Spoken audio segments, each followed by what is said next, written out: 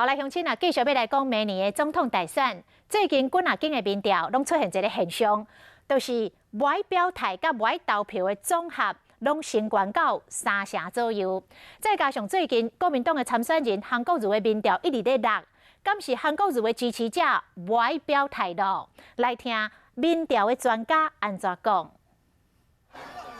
高雄市长韩国瑜准备要请假拼选战，民调一直拢伫弱势，所来敢真正有机会搁再冲冠。从这个角度来说，的确有机会让他不被批评。 简单来讲，因为以无共民调公司来看，总统大选平悬点9月2日，蔡英文40.6，韩国瑜25.9，其他占31.8。10月7日，蔡英文是40.6，韩国瑜是26.9，另外拢无支持，也未决定的是32.5，无表态率是持续升悬，显示选民要考虑的代志未少。 也比方说像这个香港的问题啊，或者说韩国瑜他身为高雄市长的一些争议等等，那某种程度上他都会降低韩国瑜他选民的想要表态的这种意愿。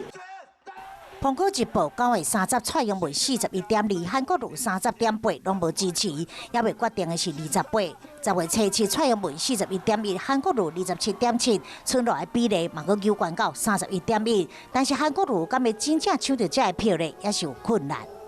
最主要是它可以让外界去感受到说，他的民调有慢慢的因为他的这个选战策略的调整，慢慢吸引到这个还没有表态的选民，而有成长的空间。得看无到100天的时间，参选人是安怎来抢选票。